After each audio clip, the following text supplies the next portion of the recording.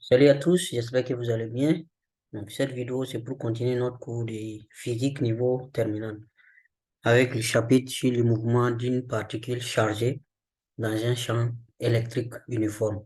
Champ électrique. Donc, ce chapitre est un peu similaire au chapitre sur les champs gravitationnels. Donc, si vous avez compris le chapitre précédent de notre cours de physique, ce chapitre sera facile pour vous. Donc, je vous invite à revoir notre vidéo sur les champs gravitationnels.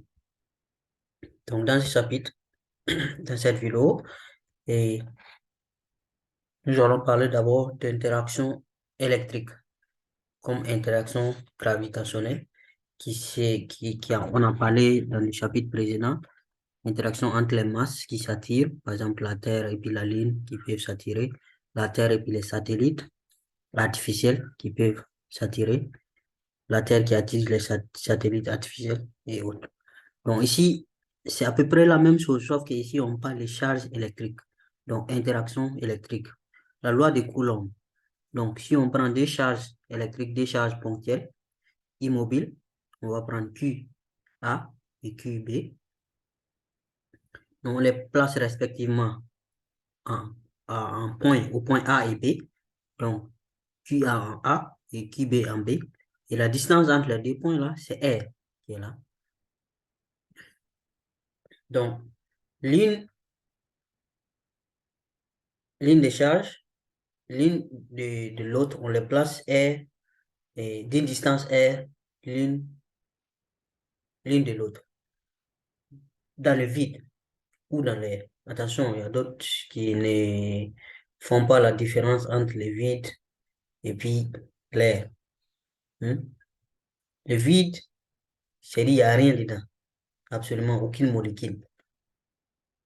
Mais dans l'air, il y a des molécules. Par exemple, il y a l'oxygène dans l'air. Il y a plusieurs autres molécules dans l'air. Donc, c'est pas du vide. L'air n'est pas égal au vide. Et donc, une minute là, j'avance ça.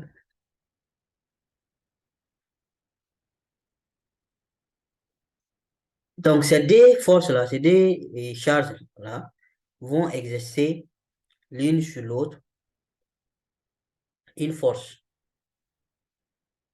Et cette force-là, c'est une force électrique. Donc, vous voyez ici FA sur B et puis FB sur A. Donc, les deux forces, on va voir qu'est-ce qui caractérise les deux forces-là tout de suite.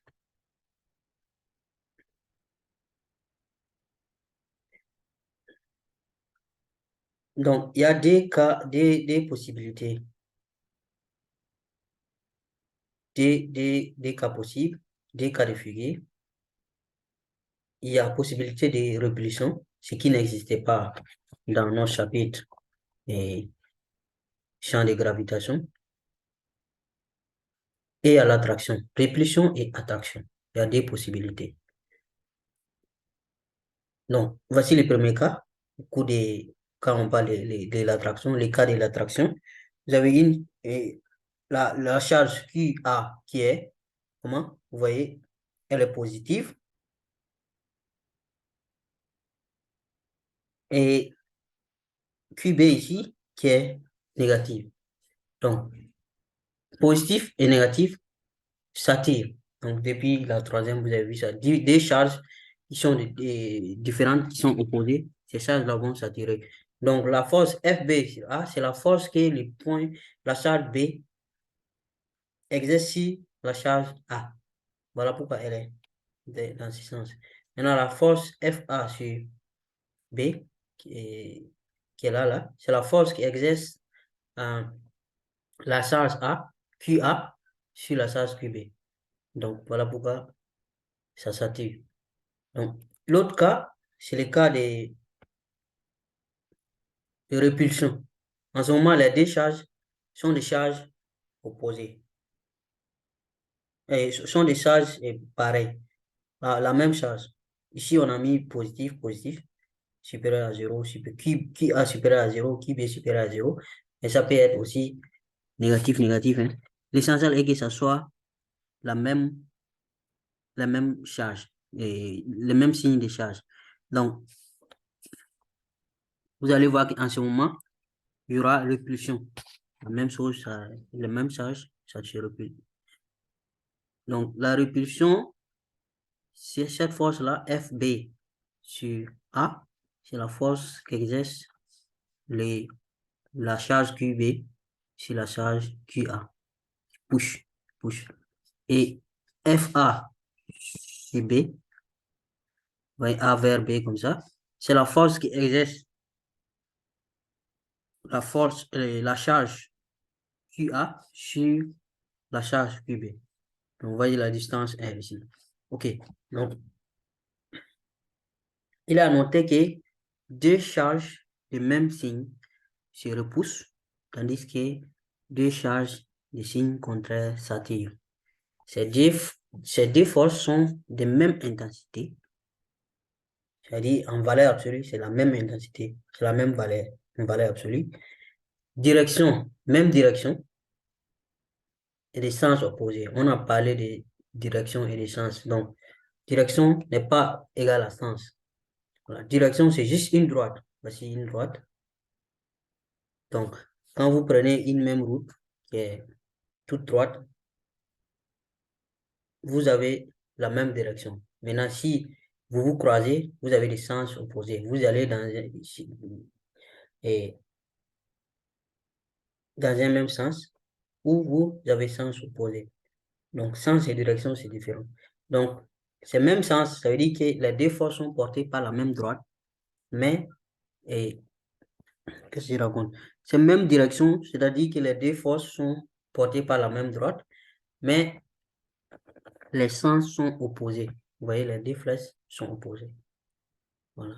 Ici aussi, pareil. Quelles qu'en soient les charges, positives ou négatives, c'est pareil. Donc, charge positive, charge des mêmes signes, ça va se repousser. Charge des signes opposés, ça va s'attirer. Mais à chaque fois, les forces seront sur la même direction et des sens opposés. C'est ce qu'il faut retenir ici. Donc, voici la valeur absolue, c'est-à-dire l'intensité des deux forces. On vient de dire que les deux forces ont la même intensité, non? Ici, c'est la même intensité. Donc, cette intensité-là, voilà comment on la calcule.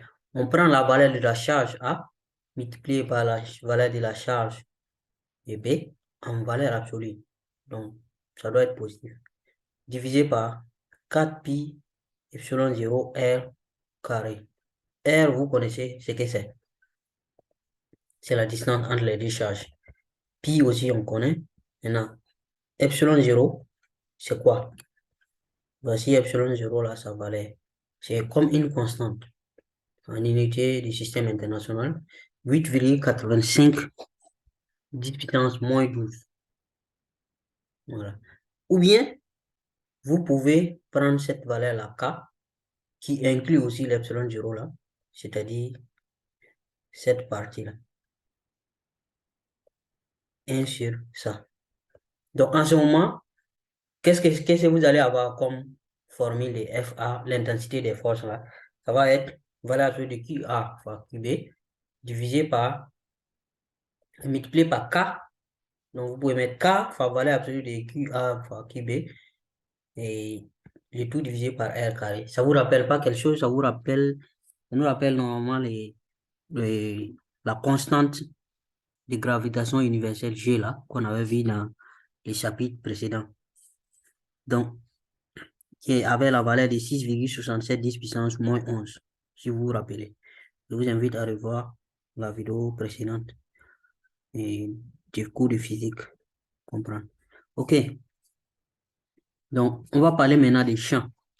Donc, champs, si vous avez compris, les champs gravitationnels, champs électriques, c'est pas compliqué aussi.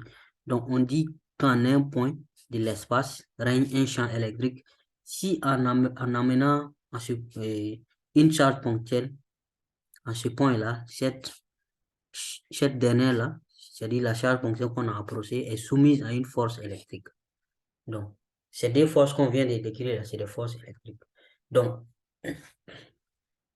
si vous apportez à un endroit une charge électrique et que vous voyez que cette charge-là est soumise à une force, même si vous ne savez pas d'où vient cette force-là, c'est qu'en ce point-là, il y a un champ électrique.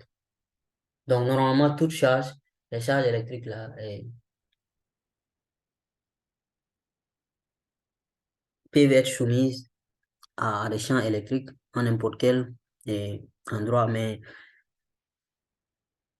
l'essence de l'attraction là, ici est différent. C'est pas comme au niveau des champs gravitationnels où l'essence là est toujours centripète, où c'est toujours l'attraction. Ici, ça dépend. Donc, voici la formule de la force. Ça va être Q F E, donc c'est la force électrique là. Q fois I et fois E. Le Q, c'est la charge même qu'on a apportée là, la charge ponctuelle qu'on a apportée à un endroit là, et qui sera soumise à une attraction. Voilà, due au champ. Maintenant, le E là, le E majuscule, c'est le champ électrique. Voilà. Donc, si par exemple, le champ électrique là, ça peut être un espace vaste, une surface, une superficie comme ça. Maintenant, si vous amenez votre point à quelque part, si ça entre seulement dans la zone d'influence, la charge sera attirée ou repulsée, dépendant des caractéristiques du champ électrique.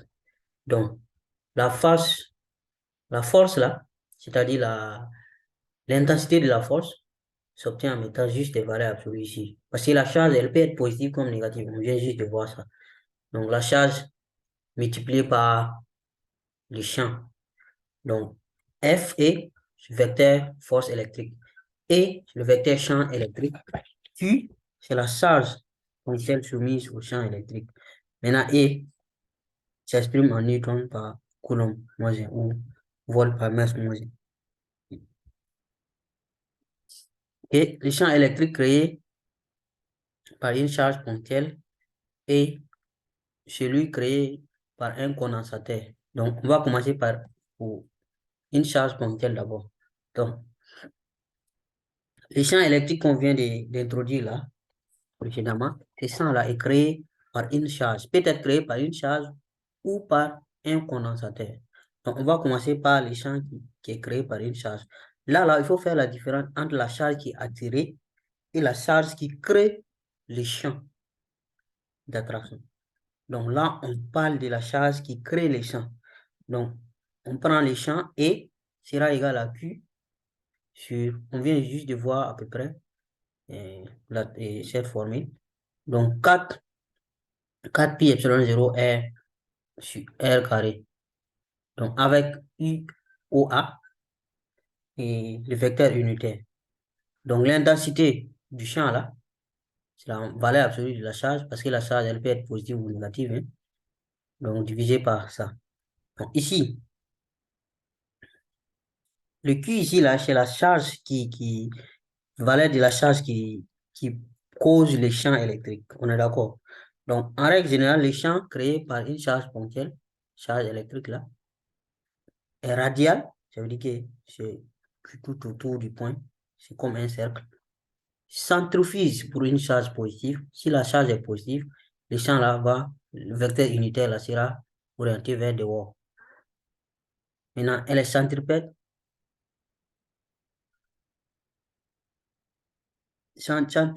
Centrifuge, c'est comme ça sera orienté vers la charge et centripète pour les charges négatives, c'est-à-dire ça sera à l'opposé de la charge, orienté vers dehors.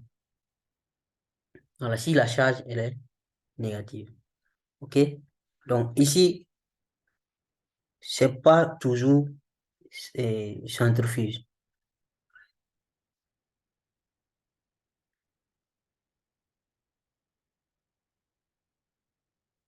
Donc, on va parler maintenant des condensateurs. Les condensateurs, c'est quoi exactement? C'est juste, eh, comment j'ai dit ça? Et, genre, des conducteurs qui sont terminés par des plaques des surfaces, voilà, qui sont parallèles. Si vous prenez par exemple des fils qui sont connectés ici, et puis l'autre par là, et que les deux ont des charges opposées. Voilà.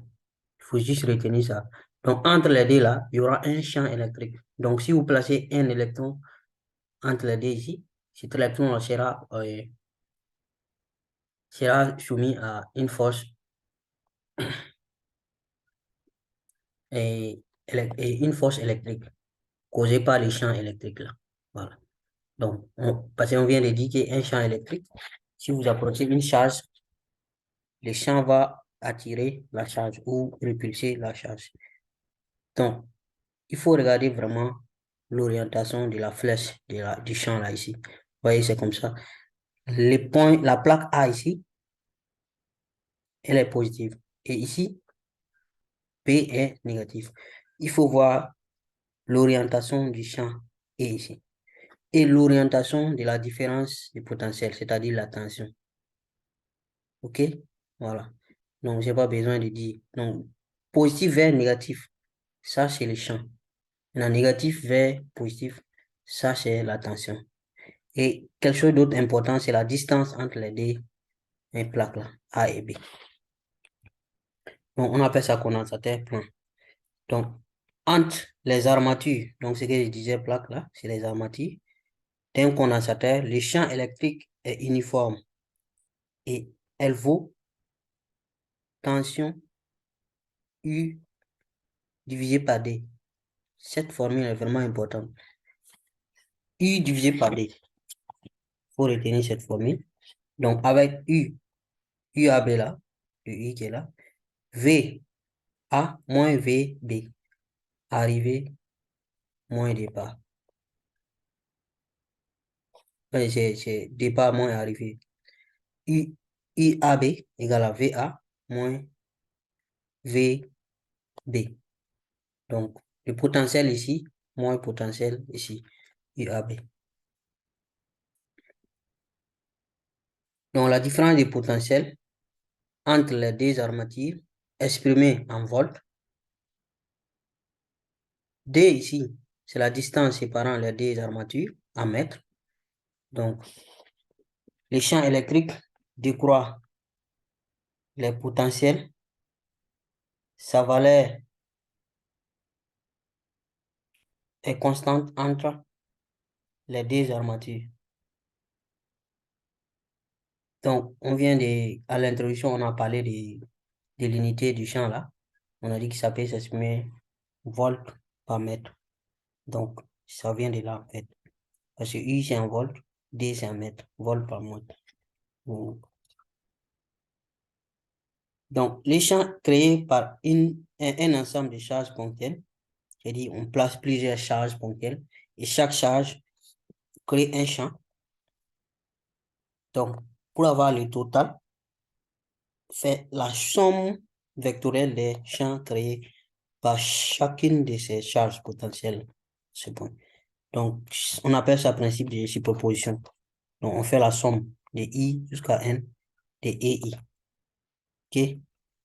Et on va parler maintenant en deuxième position de généralité sur le mouvement des particules chargées dans un champ électrique uniforme.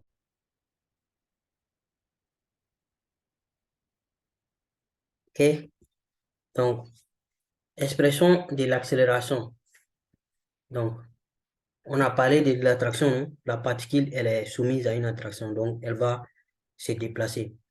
Donc, comment maintenant on peut avoir l'accélération du déplacement? Donc, une particule chargée placée dans un champ électrique uniforme et indépendant du temps est soumise à une accélération constante dans l'hypothèse que la particule soit soumise à la seule action de la force électrique. D'après le principe fondamental de la dynamique, là, on a vu que quoi, somme des forces extérieures là, égale à M fois A, à l'accélération. Donc la force extérieure, la seule force extérieure qui est soumise à la particule, c'est la force électrique Fe. Donc, F est égal à MA. Donc, dans ça, on peut tirer l'accélération facilement. Et FE, on vient de voir la formule, ça fait Q fois E. Q fois, fois le champ électrique. Donc, égal à MA. Dans ça, on peut tirer A, l'accélération égale à Q et sur M. Cette formule aussi est vraiment très importante à retenir. Donc, avec ça, on peut tirer l'équation vectorielle du mouvement. Donc, l'accélération seule ne peut pas déterminer le mouvement d'une particule. Il faut donc faire l'équation du mouvement. Donc, soit une particule de charge Q, si on prend charge Q de masse M, si on le place dans un champ électrique uniforme, indépendant du temps. Donc, soit M et M0 et V0 respectivement la position et la vitesse initiale. Donc, l'accélération qu'on a là, avec cette formule, Q et sur M, on peut l'intégrer pour avoir la vitesse. Donc, T, on ajoute T ici. Vous voyez, si vous dérivez la vitesse, vous obtenez l'accélération. Maintenant, après, il faut ajouter une constante. Et cette constante, c'est la vitesse initiale V0. Et il faut intégrer maintenant la vitesse pour avoir la position, vecteur position. Donc, en intégrant ça, voilà, on obtient 1 demi de tout ça là, T carré. Plus on ajoute ici, plus une constante à la fin. Cette constante-là, c'est la position initiale, M0. Donc, avec l'accélération, on peut déterminer l'équation de la trajectoire. Donc, l'équation de la trajectoire, on peut projeter ça dans un repère pour avoir les composantes sur chaque axe. Donc, l'aspect énergétique, donc, on a parlé de l'énergie cinétique, non? Donc, si on prend une particule de masse M, de charge qui se déplace d'un point A à un point B, avec, bien sûr, vitesse A, au niveau du point A, et arrivée vitesse VB, et le potentiel là, c'est VA et puis VB. Pas confondre vitesse et puis potentiel, hein. Attention là. Donc, si on applique le théorème de l'énergie cinétique à cette particule-là, relativement à un repère galiléen, voilà ce qu'on aura. Donc, 1 demi de M, en parenthèse, VB carré, puis c'est ça l'arrivée, moins VA carré. Donc, voici ce qu'on obtient. Le Q est là, Q facteur est VA moins VB. Les VA ici, là, ça, ce sont les potentiels. Potentiels. Faut pas confondre les tensions, là. Voilà. Donc, VA moins VB, on a vu précédemment, c'est la tension entre les deux plaques, là, les deux positions. Voilà. Donc, on obtient VB, la vitesse d'arrivée, là, avec cette formule, si vous voulez. Très important aussi. Donc, on continue ici et on va faire l'application. Comment on utilise ça dans la vie de tous les jours? Comment on utilise ça dans l'application, dans les entreprises, à l'industrie, et tout, quoi. Donc, les canons à électrons. Voici une photo, un schéma, canon à électrons. Donc, quand on dit canon, c'est quelque chose qui tire. Donc, c'est un canon qui émet des électrons ici. À partir de cette plaque-là, les électrons sont libérés et il y a un champ électrique. Vous voyez les champs là? Vous voyez les champs qui part. Donc, si vous voyez aussi la direction et l'essence du sang là, vous pouvez déjà deviner quelle est parmi les deux armatures là, qu'est-ce qui est positif et qu'est-ce qui est négatif. Voilà. Positif est là, voilà. Puis négatif est là. Voilà. Et les électrons sont libérés ici. Donc, le canon à électrons est un dispositif qui émet et accélère les électrons. Les électrons sont émis ici et accélérés ici entre les deux armatures. Donc, on les trouve dans les dispositifs utilisant des faisceaux d'électrons. Par exemple, dans l'oscilloscope, dans le poste téléviseur, dans votre télévision, là, il y a ça. Microscope électronique. Voilà. Donc, il comprend une plaque métallique C là, c'est ça, appelée cathode, qui émet des électrons par chauffage électrique. Donc, on chauffe ici. Et cette plaque-là, elle émet des électrons. OK? Donc, et la plaque A, qui est là, cette plaque, l'anode, qui a comme anode, qui attire les électrons. Là. Anode est positif, non? Relié à la charge positive. Donc, ça attire tout ce qui est négatif. Voilà. Donc, A attire les électrons. Et cette plaque métallique A, là, elle est percée. Il y a un trou ici, là, vous voyez? D'un trou où sortent les électrons. Les électrons vont sortir par là. Donc, entre l'anode et la cathode règne un champ électrique uniforme et indépendant du temps, orienté de l'anode vers la cathode. Si ça part de positif vers négatif, toujours. Donc, la valeur du champ, là, on a vu précédemment, j'ai dit que la formule est importante, c'est la tension divisée par la distance. La tension entre les deux plaques, là, divisée par la distance entre les deux plaques. Donc, UAC divisé par D. D étant la distance entre les deux. OK? Donc, dans les canaux, si on prend par exemple, là, la plaque C ici, et la plaque A est là. Donc, les électrons vont sortir comme ça. Si maintenant on fait ça, on met un repère là-dedans. Ces repères-là, l'axe X est là, l'axe Y est là. Donc, de positif à négatif. Donc, ça sera notre champ qui est là, l'orientation. Et la tension va aller dans ce sens-là. Donc, la distance D est là. Donc, ici, vous vous rappelez de l'équation de la trajectoire là, qu'on a établie précédemment. Donc, on a dit que l'équation est ça. Donc, nous allons projeter cette équation-là dans ces repères-là pour trouver l'équation dans ces repères. Donc, en projetant sur l'axe X, ça, l'axe X, l'axe Y et puis l'axe Z qui est là. Donc, sur l'axe X, qu'est-ce qu'on aura?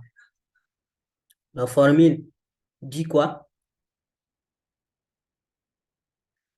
Et Q, vous voyez la position et comment dire, la position et la flèche, l'orientation du vecteur champ électrique là est comment? C'est opposé, non? À l'axe X, non? Donc il y a d'autres qui vont me dire, ah, normalement, on devait mettre moins ici. Si on enlève la flèche. Je parle de cette composante. Le problème est que ici, on parle d'électrons, canon à électrons. Donc, c'est des électrons qui vont passer. Vous voyez que l'électron, là, sa charge, c'est quoi? Sa charge est négative. Donc, c'est moins Q. C'est moins E normalement. Le Q, là, c'est moins E. La charge de Q, la charge Q, là, c'est moins E. C'est pas une charge positive. Donc, on avait moins E. Et puis, normalement, à cause du champ, là, du champ électrique qui part à l'opposé de l'axe, ça devait être moins E aussi. Les grands E, là. Donc, les deux moins là vont simplifier. Voilà pourquoi on n'a pas de moins ici. Donc, cet ensemble-là va donner ça. Maintenant, le V0 est dans le même sens que l'axe X. Donc, ça va être V0T. Maintenant, O0, OM0, c'est 0, puisque à l'initial, on a commencé ici à l'origine du repère. On a fixé l'origine du repère qui est là. Donc, si on avait fixé l'origine du repère ici, peut-être, et là, on allait avoir toujours 0. Et si c'était par exemple ici, en ce moment, on ne peut pas dire que OM à l'initial, c'était chose, c'était 0. Parce que ça commençait derrière l'origine. Mais là, la sortie des électrons coïncide avec l'origine du repère. Donc, la position initiale est 0. Donc, si l'axe des axes, c'est ce qu'on a. Maintenant, si l'axe des ordonnées, si vous projetez ce vecteur E, sur l'axe des ordonnées, vous voyez que le vecteur E est perpendiculaire à l'axe des ordonnées. Donc, ça va faire 0. Voilà. C'était parallèle à l'axe des abscisses. Voilà pourquoi c'était pas 0. Voilà. Opposé, c'était moins, mais le moins là est tout de suite évincé avec la charge négative ici est le Q qui est négatif. Et au niveau de l'axe vertical, si on projette, ça fait 0 parce que les deux sont perpendiculaires. Donc, V0 aussi, pareil. V0 qui est là est perpendiculaire à l'axe des ordonnées. Et M0, à l'initial, c'était 0. L'initial, ça coïncide au départ, la sortie de l'électron coïncide avec l'origine du repère. Donc, ce qui fait que Y est égal à 0. Les Z est égal à 0 parce que le mouvement se passe dans les plans X, Y. Oh. Donc, pas besoin de Z. Donc, avec la position, on peut aller maintenant par dérivation pour trouver la vitesse. On est d'accord? Donc, on dérive ici, X, pour avoir ça. Dérivé V0, T là, devient V0. Et ici, le carré là, vous voyez, fait D fois les D là vont se simplifier. On aura E sur M et T. OK. Donc, le mouvement des électrons est rectiligne. La vitesse est une fonction croissante linéaire du temps. Vous voyez, la vitesse est une fonction du temps. Le mouvement des électrons est alors accéléré de la cathode vers l'anode, de C vers A. Donc, ça accélère. On a dit que ça émet et accélère les électrons. Hein, ce qu'on avait donné comme définition. Donc, V égale à une seule composante, et cette composante, c'est la composante X. Pour dire que ça ne part pas ici ni ici. C'est tout droit. Voilà. Donc, voilà pourquoi l'électron va sortir par ce trou-là facilement. OK, on va parler maintenant de déflexion. Maintenant, si on veut dévier les électrons là, la déflexion électrique des électrons. On a vu qu'ici, là, tout de suite, que l'électron va sortir ici, non?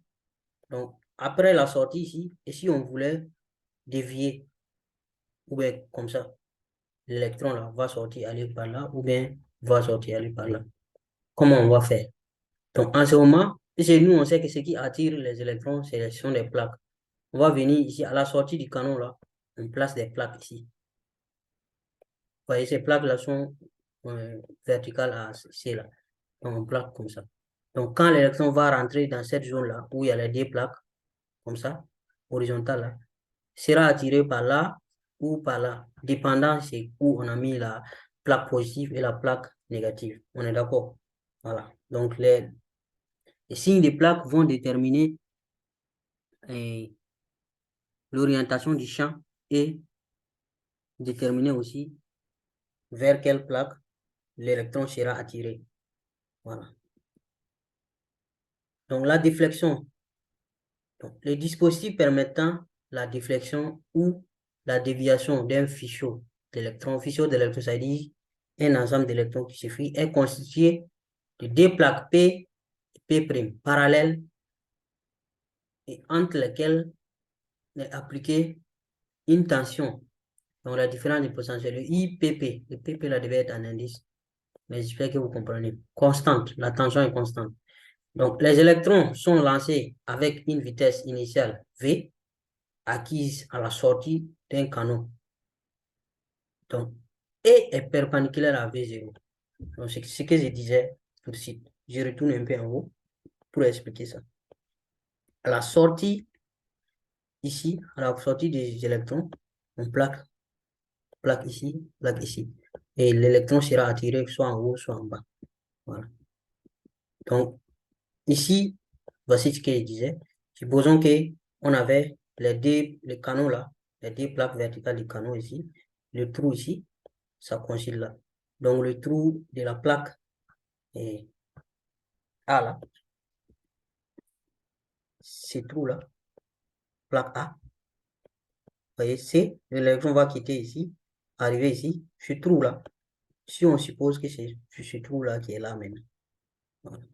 La plaque A qui est verticale ici, et la plaque C qui était là. L'électron parcourt ici de façon perpendiculaire aux plaques du canon. Maintenant, arrivé ici, les plaques sont là et c'est là. et l'électron sera attiré par ici ou bien par là. Ça dépend du signe de ces plaques-là. Donc, pourquoi on dit maintenant que E est perpendiculaire à V0? V0 va sortir par là, non? Maintenant, le E là, on a dit que la charge positive est là, la charge négative est là. Cette plaque est positive, cette plaque est négative. Vous rappelez que l'électron sera attiré par la plaque positive parce que l'électron est négatif. Voilà. Donc, le champ sera comme ça. C'est comme précédemment. Vous voyez les champs là, pas de la plaque positive vers la plaque négative. De A vers C, de l'anode vers la cathédrale. Pareil ici, le E là va être comme ça, de là à là, le sens de E. Alors que V est comme ça. À la sortie du canon, V0, ça sort comme ça.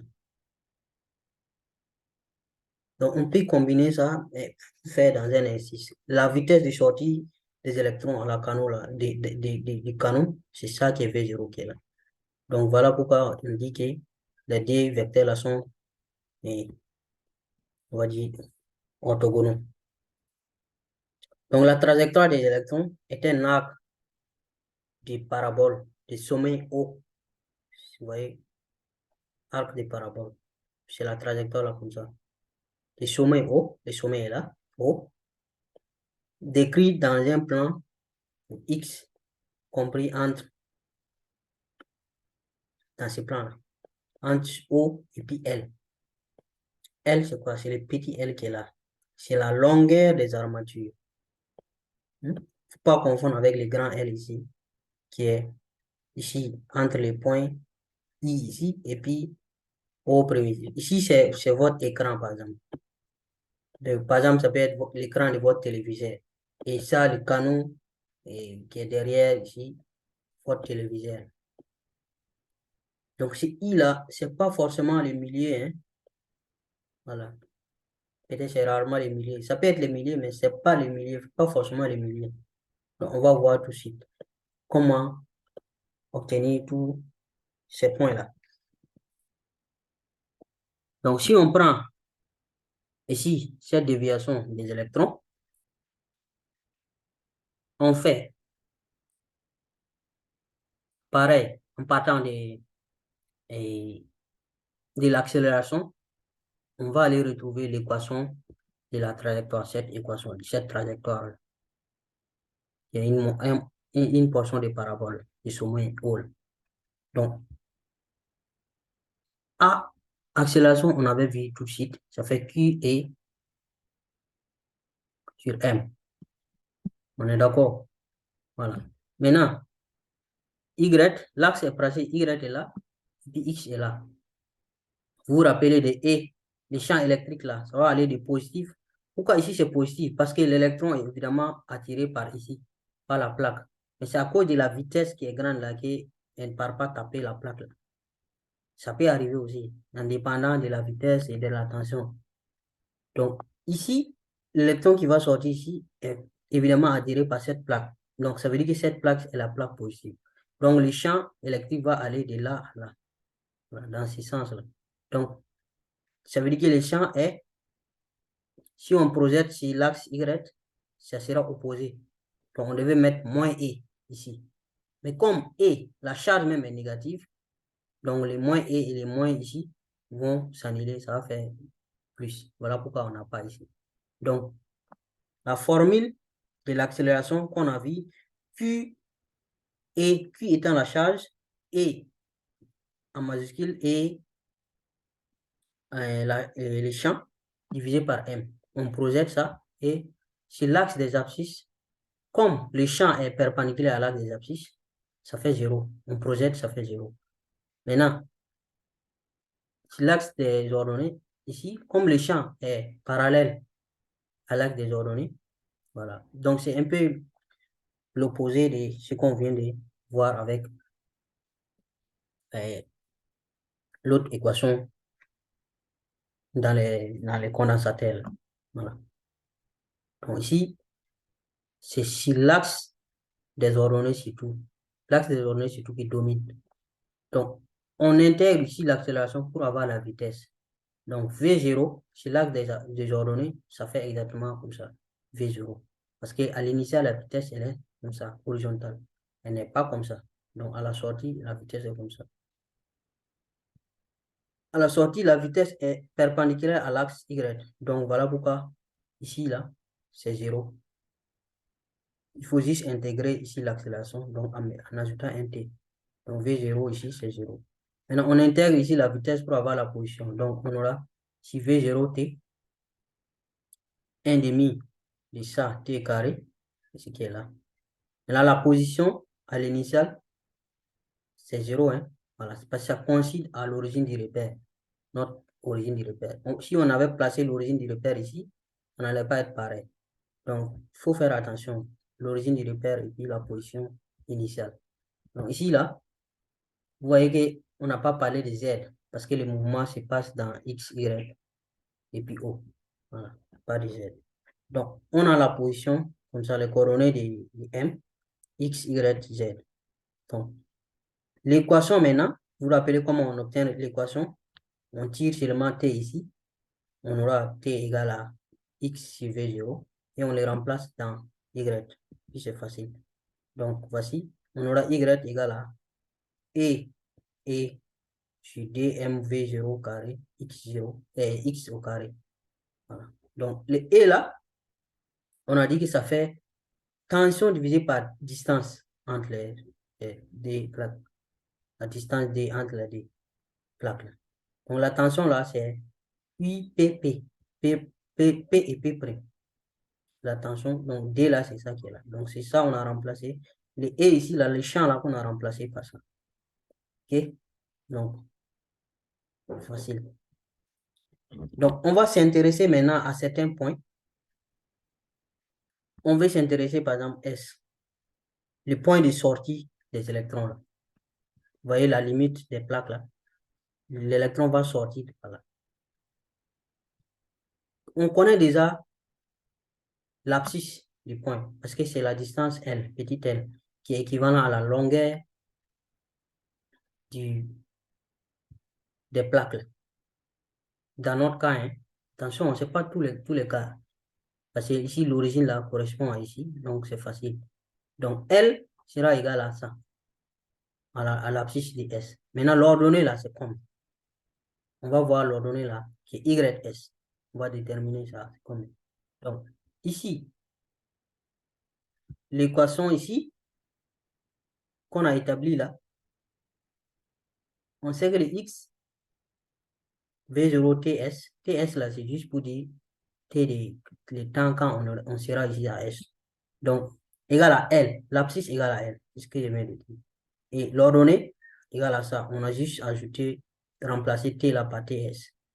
Donc, dans ici là, X égale à V0TS égale à L là, on peut tirer TS ici.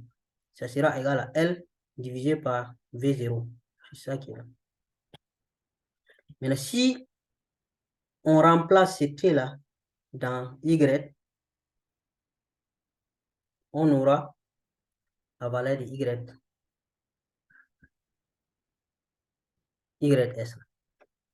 Maintenant, la vitesse de sortie, à la sortie ici, avec quelle vitesse l'électron va sortir? Je peux vous poser cette question.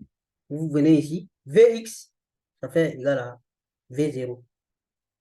Maintenant, Vy, ici, vous remplacez le TS là, qu'on avait ici là. Vous le remplacez ici. Donc, c'est ce qui donne ici E sur M multiplié par L V0. L V0, c'est le TS. Donc, on peut vous demander de trouver les Y, les coordonnées de la sortie et la vitesse de sortie des électrons ici. OK? Donc, on va maintenant parler de cette distance-là, L. Vous voyez là, ici, cette droite-là, j'avais dit que I là n'est pas forcément les milliers ici là. Hein. C'est pas la moitié des petits L. Voilà. C'est là, si on forme la tangente ici, on veut déterminer cette distance L. C'est à quelle distance on doit placer l'écran pour que on reçoit les électrons là. L'électron là va venir taper ici, sur A, sur le point A. Voilà. Et D ici, qu'on appelle déflexion. Voilà. Quelle est la valeur de la déflexion? C'est ça qu'on appelle déflexion. Donc, vous allez voir que ça, c'est un triangle rectangle. Et en même temps, ici aussi, c'est un triangle rectangle. Maintenant, l'angle que la vitesse VS la fait avec l'horizontale, on a appelé ça bêta. Donc, si vous faites, vous rappelez votre cours du quatrième, les angles correspondants, les angles trucs équivalents, cet angle-là en correspondant, cet angle-là est équivalent à cet angle qui sera ici. Donc, entre la tangente là et l'axe des abscisses. Donc, on montre que la tangente en S, cette tangente que je viens de dire là, coupe OJ. OJ, c'est où?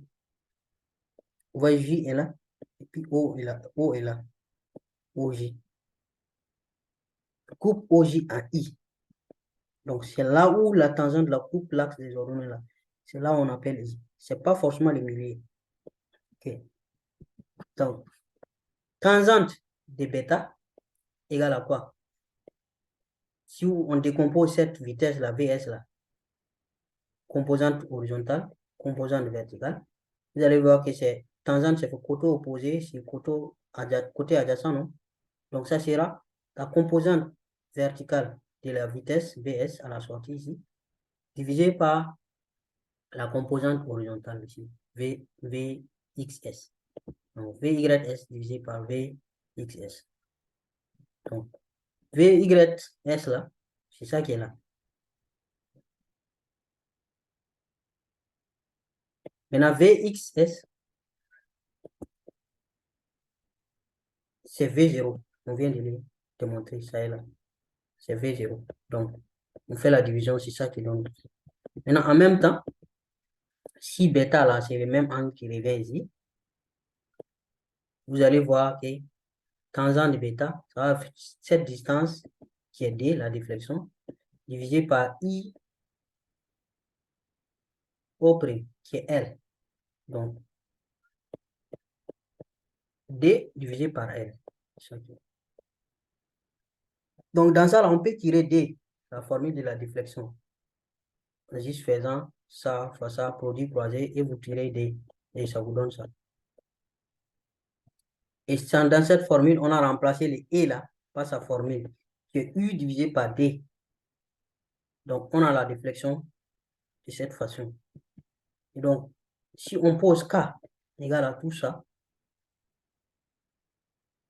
donc on peut dire que D égale à K fois U, IPP, UPP. Donc, D égale à K fois UPP'. On peut dire ça comme ça. Donc, la déflexion là est fonction de la tension. Fonction de la tension qu'on va appliquer entre les deux plaques là. La tension entre les deux plaques, voire déterminer la déflexion. Voilà. Pour savoir c'est quel point de l'écran là, si ça c'est un écran, à quel niveau, à quel endroit les électrons vont venir taper, vont y cogner. Voilà. Donc, la déflexion est proportionnelle à la tension appliquée aux bornes des plaques. Cette propriété est utilisée pour la mesure de la tension à l'oscilloscope, à l'oscillographie.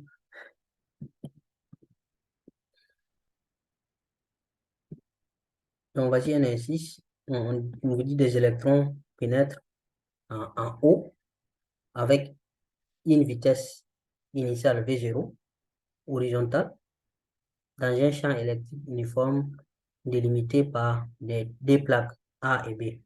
Donc, IAB est positif. Le poids des électrons est négligeable. Donc, voici un peu le schéma. Donc, 0 ici, l'électron rentre par là. Donc, c'est à peu près ce qu'on vient de faire. Et on vous demande de donner les caractéristiques du champ électrique. Parce qu'on a dit que UAB est positif. Donc, IAB, vous vous rappelez, c'est potentiel en A moins potentiel en B. Donc, si ça c'est positif, ça veut dire que le potentiel qu'elle a là est plus grand que le potentiel qu'elle a. Donc, on demande d'établir l'équation de la trajectoire des électrons entre A et B. Et donc, ce que je disais, comme le potentiel est le UAB est positif, alors que IAB égale à VA moins VB, donc ça veut dire que si ça est positif, ça veut dire que VA est plus grand que VB. Donc, celui-là, hein, la plaque positive sera là et la plaque négative sera là. Une fois qu'on a les signes des plaques, on peut déterminer les champs là, sera du positif vers négatif. Voilà, et la tension sera opposée. Donc, V0 est là. Donc, les caractéristiques de E, donc, ça va être direction, c'est suivant la droite AB. On va dire juste AB. Voilà. Les sens, c'est de A vers B. Et la valeur maintenant, c'est UAB divisé par D. Il ne nous a pas donné la valeur exacte de UAD. Donc, on laisse comme ça. Donc, pour faire l'équation maintenant, il faut faire le système, c'est quoi? C'est l'électron même, de masse M. Référentiel terrestre supposé Galilée. Bilan des forces, c'est la force électrique uniquement. Donc, d'après le théorème là, champ d'inertie, la somme des forces égale à MA et on tire notre accélération là-bas. Donc, de toute façon, on connaît déjà cette formule. Donc, on va projeter ça sur les différents axes X, Y et puis Z. Donc, si Z, ça sera 0, ça sera juste sur X et puis Y. Donc, si on projette les E là sur X, étant donné que les E est perpendiculaire à X, à l'axe des abscisses, ça fait 0. Mais si on projette sur Y, ça ne fait pas 0, mais c'est opposé à Y. Donc, ça sera moins E. Maintenant, comme la charge elle-même, elle est négative, le Q, c'est égal à moins E. L'électron est négatif, moins E. Donc, on aura E, I, M. Donc, en projetant ici sur l'axe des ordonnées. Et l'axe des abscisses, des côtes là, les Z, c'est 0. Donc, on intègre ça pour avoir la vitesse. V0, vitesse initiale, l'axe des abscisses. Mais sur l'axe des ordonnées, la vitesse initiale, elle est nulle. Quand on fait l'intégration de ça, on va donner T. Il n'y a rien qu'on ajoute plus 0. Parce que la vitesse à l'initiale, la vitesse composante de la vitesse Y là est 0. On va intégrer ça aussi pour avoir la position maintenant. Donc on aura V0T, intégration de V0. Et ça, et T sur M là, on intègre ça, on obtient ceci. Et Z, l'intégration là, ça va faire 0. Parce qu'il n'y a rien ici, parce que la position initiale coïncide à l'origine du repère. Donc, vous voyez que c'est à peu près la même chose. Ce qui va changer, c'est juste peut-être les positions initiales et les distances, voilà, et les charges, et peut-être les plaques, les signes des plaques. C'est ça seulement qu'il faut faire attention. Donc, on va tirer ici T, et puis remplacer ici, là, dans Y, là, pour avoir l'équation complète. Donc, l'équation de la trajectoire, Y de X sera égal à EUAB sur DMD V0 carré X. Donc ici, là, c'est les E là, les champs là qu'on a remplacé par sa formule encore. La tension divisée par distance. Voilà. Je pense que c'est tout pour cette vidéo-là. C'est court. Et c'est la fin du chapitre aussi. Donc, je vous invite à vous abonner et à partager. Bon, on se donne rendez-vous pour une prochaine vidéo, très prochainement. Merci beaucoup.